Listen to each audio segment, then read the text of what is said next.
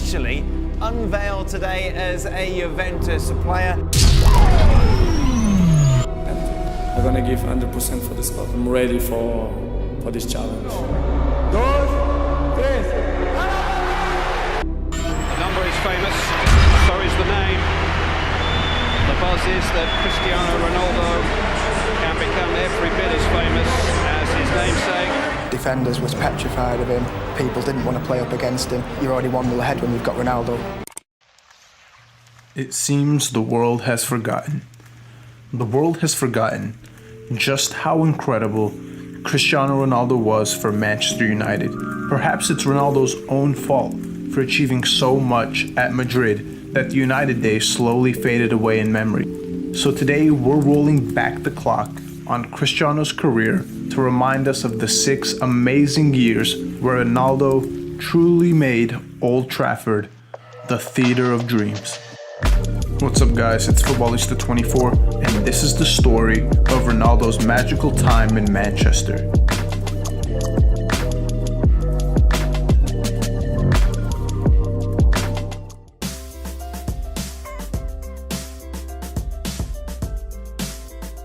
August 6, 2003 was supposed to mark just another meaningless friendly for Sir Alex Ferguson and Manchester United in their preparation for the new season as they faced Portuguese side Sporting Lisbon. But that preseason friendly may have been their most meaningful game that season. Very little was known about a certain skinny and exciting 18-year-old winger, and those United defenders that night would find out about him the hard way, as he tormented them the whole night. In fact, legend has it that John O'Shea was given a migraine by the young Cristiano, and by the end of the match, United players were in awe of the talent they had never heard of. It was like this kid was auditioning to showcase his abilities to Europe's top giants, and Sir Alex had been sitting there watching, and he had known that he had seen enough.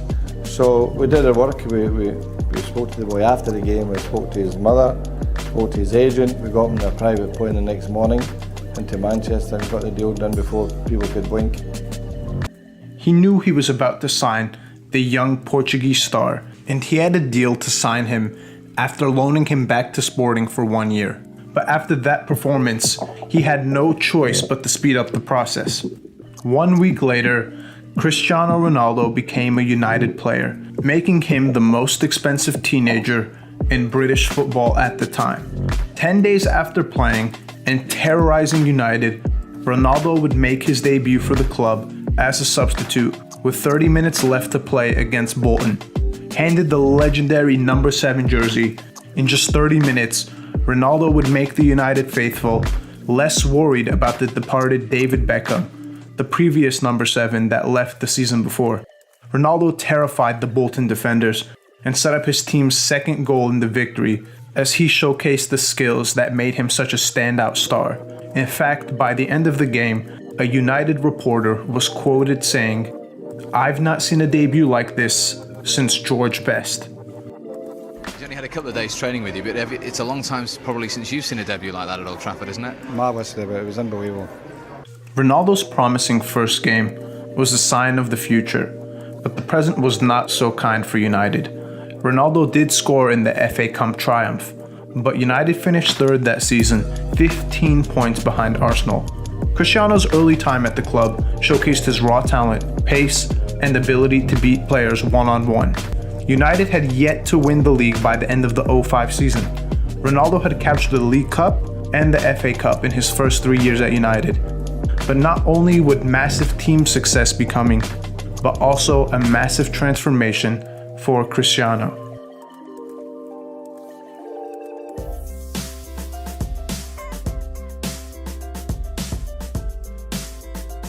We all saw the huge potential that he had, and he came over and his first thought was to entertain, and we wanted to win. And we knew that with him in our team, if he had end product, we had a far better chance of being successful. So, to say the better word, we were kicking it out of him, the entertainment factor, to get the actual end product, the goals and the assists. Entering the 06-07 season, Ronaldo had scored 27 goals in 137 games and won 2 trophies. But the 06 summer would transform Cristiano into a beast. 2 huge events occurred in the summer of 06 that would set the table for United's success. Number 1 was selling Ruud van Nistelrooy to Madrid to allow the development of Wayne Rooney and Ronaldo into their full potential. Rooney and Ronaldo were aged 20 and 21 respectively, but clearly Sir Alex Ferguson saw the potential in the 2 young stars. The second huge event also involved Rooney and Ronaldo in the 06 World Cup. It was a knockout round game between Portugal and England in the 62nd minute of the quarter-final matchup. Rooney ended up getting a red card for his stamping of Ricardo Carvalho. Cristiano perpetuated afterwards. This event led to the English media crucifying Ronaldo and painting him as a villain entering the new season. Ronaldo even publicly stated that he wanted to leave England that summer, but this was just another chip on Ronaldo's shoulder to prove himself to be the best player in the world. As the 06-07 season was about to start, one thing was clear. Ronaldo had been hitting the weights that summer, and it was evident with the extra muscle mass that he had added on. But the season started off with English fans across all stadiums booing Ronaldo for what he did against their country. But Ronaldo just tore everyone to shreds, scoring free kicks, headers, and putting up man-of-the-match performances against Chelsea and Everton, amongst others, which led him to capturing Premier League Player of the Month in November. CR7 was sending out a message to the world that he wasn't just some guy who showed up once every few games, but that he was a consistent force to be reckoned with, night in and night out. Season after season, he'd become more and more influential, where it comes to the point where he would play every single game, he would contribute nearly every single moment he was on the pitch, whether it be a goal, whether it be a pass. Later on in the season, Ronaldo scored a penalty to beat City, which led to the first Premier League title in CR7's career at United. He ended up scoring 23 goals in all competitions and was a consistent threat throughout the season. Ronaldo ended up collecting 3 individual titles that season: PFA Player of the Year, Young Player of the Year, and Football Writers Player of the Year. Cristiano was beginning to fulfill the signs that he had shown early on in his career at United, but this season proved what we all know about him now. His hunger and work ethic is unmatched. Whether you love him or hate him, no one can deny that Cristiano Ronaldo has the drive and hunger to become the best. He wasn't satisfied with the level he was at, so he rose to the next level, and 2006 was a turning point in Cristiano's career. But the 07-08 season would lift him into the highest stratosphere in world football.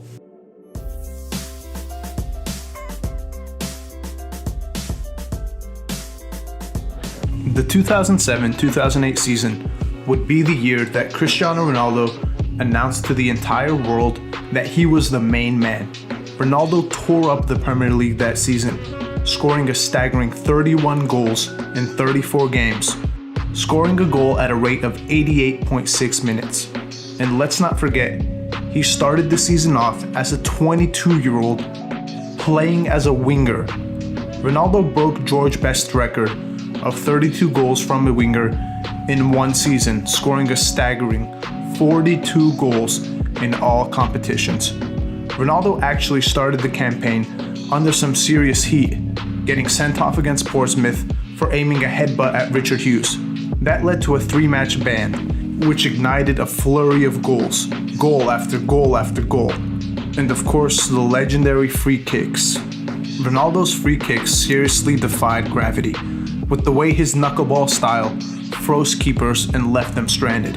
CR7 redefined the meaning of what a winger could accomplish that season, and he answered the critics who had claimed that he wasn't consistent when it mattered most against big opposition. He scored his first goal ever against Liverpool that season, home and away to Arsenal, and he also provided his worth in the knockout rounds of the Champions League. Ronaldo himself actually scored half of United's 20 goals that Champions League campaign, scoring decisive goals throughout the run. That season also marked the beginning of Ronaldo's long rivalry with the other guy. Lionel Messi in Barcelona stood in the way in the Champions League semi-finals, but Ronaldo would come through in their first battle against each other, and United would go on to the finals, where they would face Chelsea, and Ronaldo of course scored again in the Champions League final. And the game would go to extra time before the Red Devils would lift their third Champions League trophy through a penalty shootout. Ronaldo had now won everything there was to win with Manchester United, and he was the catalyst for the team's success. Ronaldo was the world's best player, and his position was validated as he earned his first Ballon d'Or in 2008 at just 23 years old, the first United player to win the award since the great man himself, George Best. He'd officially arrived as the best player in the world. Already with such unprecedented success, he didn't have much else to prove to the world. But that was not the Cristiano mindset. In fact, he was just getting started.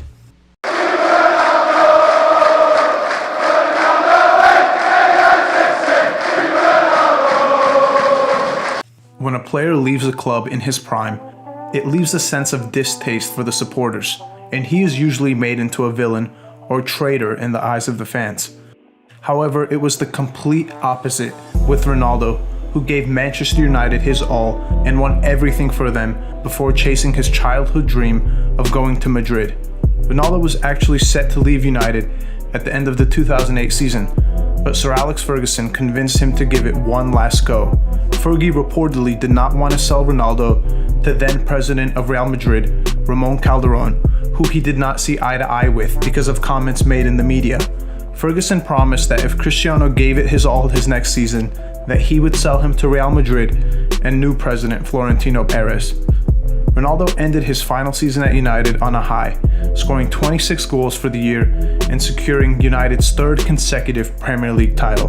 Ronaldo was a threat from everywhere on the pitch, with 33% of his goals in his final season coming from outside of the box.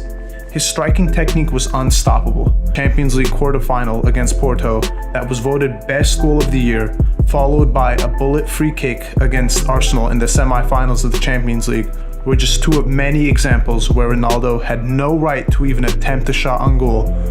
But we're talking about Ronaldo here. It's incredibly difficult to stop somebody like that because the counter-attacking ability of him, the speed, the power, is absolutely it's phenomenal.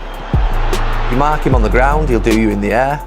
If you stop him going on his left, he'll go on his right. If you stop him shooting from distance, he'll dribble into the box. If you think that your left back's doing well against him, he'll play against your centre back. If your centre back does well against him, he'll play against your right back. He really will pose every single problem that you need to pose in a game. Weeks after lifting the Premier League trophy, United featured in the Champions League final for the second year in a row, and Ronaldo would meet his eternal rival for the second straight year as well. This time, however, the young Argentine would get the upper hand despite Cristiano's best efforts to keep his side in the game. Guardiola's newly invigorated Barcelona side would prove too much to handle for Sir Alex and the Red Devils, but Ronaldo had a fantastic individual performance. He would have loved to end his time in Manchester with another Champions League trophy, but that takes nothing away from the 6 magical years he had there. Ronaldo would finish his final season with the domestic double, lifting the Premier League title and the League Cup. And that summer, Cristiano would move on to his next challenge that made him the most expensive transfer at the time, as Real Madrid got their man for 94 million euros. Ronaldo would return to Old Trafford 4 years later, but this time as an opponent, where he scored a goal for Madrid, but of course with a show of respect for the club that made him a superstar. Ronaldo's relationship with United remained strong, and the return to the club was entertained over the years, but nothing ever happened, as Ronaldo matured and grew and played his best football during his time at Madrid. But what Cristiano accomplished at United cannot be understated. He is forever etched in Red Devils history as one of their greatest players ever, and Real Madrid snatched up a footballing genius ripe for picking, as we saw a young teenager fulfill his potential and become a global superstar. Thank you guys for watching. Please subscribe and like our channel, and until next time.